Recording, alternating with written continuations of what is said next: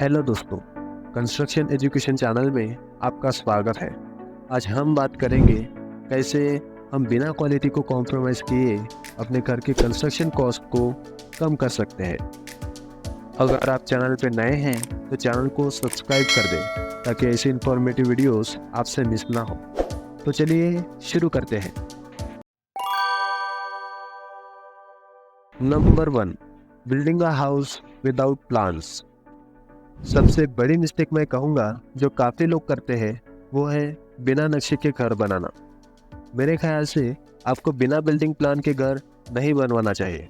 अगर आपका बजट कम है तो आपको कम से कम बिल्डिंग का 2D फ्लोर प्लान और स्ट्रक्चरल प्लान तो बनवाना ही चाहिए, जिसका खर्चा पूरे कंस्ट्रक्शन के 1% से भी कम होता है।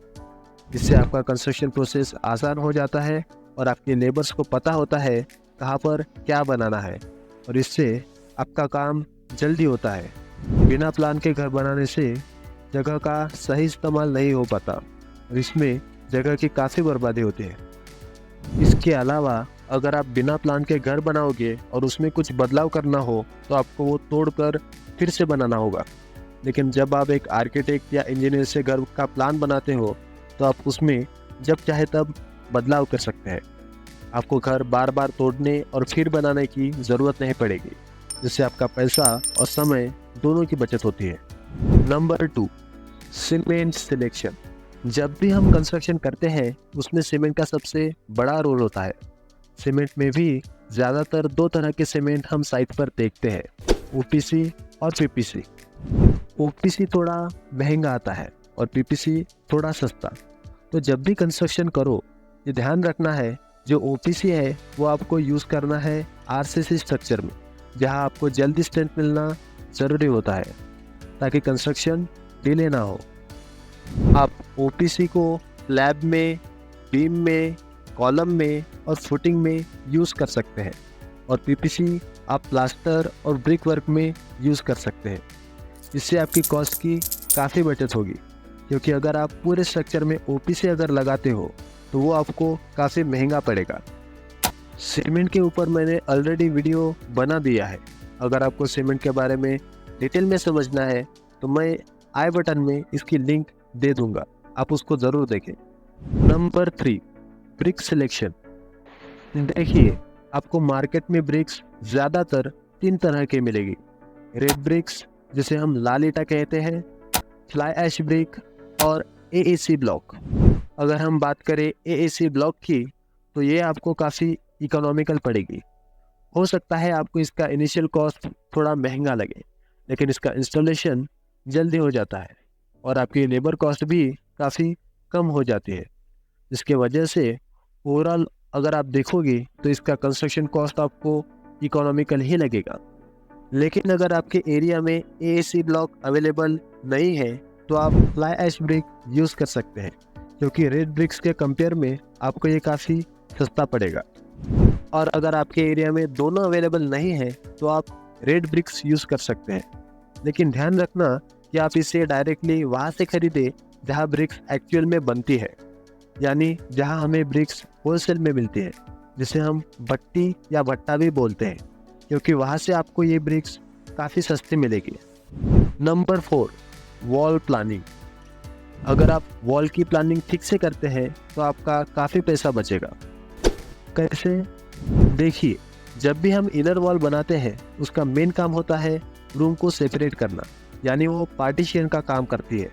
तो जब भी आप इनर वॉल बनाओगे उसको आप 100 mm या 4 इंच की बना सकते हैं, और जो आपकी मेन वॉल होती है यानी बाहर की जो दीवारें हैं जो प्रोटेक्शन के लिए बनाई जाती है वो आप 200 mm यानी 9 इंच की बना सकते हैं। इससे भी आपका काफ़ी खर्चा बचेगा। Number 5, shape of building. जब भी आप घर बनाओ ये बात ध्यान रखना आपके घर का प्लान रेगुलर शेप का होना चाहिए, यानी रेक्टेंगुलर या स्क्वायर शेप का होना चाहिए। रेगुलर शेप से आपके लेबर को काम करने में आसानी होती है और आपका घर जल्दी कंप्लीट होता है। इरेगुलर शेप में आपकी लेबर कॉस्ट तो बढ़ती ही है, इसके साथ ही घर के कंस्ट्रक्शन में भी काफ़ी चैलेंजेस आ सकते हैं, जैसे आपकी वॉल टेढ़ी बन सकती है और आपको घर बनाने में काफ़ी ज़्यादा समय और खर्चा लग सकता है। Number 6, material management. आपको ये ध्यान रखना है कि आपके साइट पर सफिशिएंट मटेरियल अवेलेबल हो। नहीं तो क्या होगा, कंस्ट्रक्शन के बीच में अगर साइट पर मटेरियल कम पड़ता है तो मटेरियल आने तक लेबर खड़े रहते हैं और मटेरियल आने तक आपका काम रुक जाता है, लेकिन हमें लेबर को पैसा पूरे दिन का देना पड़ता है। तो इस चीज़ से बचने के लिए आपको पता होना चाहिए आपके साइट पर सफिशिएंट मटेरियल अवेलेबल हो। आप मटेरियल के बारे में अपने मिस्त्री से पूछ सकते हैं कि कल के लिए अपने साइट पर सफिशिएंट मटेरियल अवेलेबल है या नहीं, और अगर नहीं है तो सही समय पर हमें मटेरियल अवेलेबल करवाना चाहिए। जब भी कंस्ट्रक्शन स्टार्ट करो तो प्रॉपर प्लानिंग के साथ काम करो, जिससे आपका काफ़ी टाइम और पैसा दोनों बचेगा। Number 7, supervision for saving time. जब भी हम कंस्ट्रक्शन करते हैं तो जितनी जल्दी आपका काम खत्म होगा उतना आपके लिए अच्छा है, क्योंकि उसमें आपका काफ़ी खर्चा बच सकता है।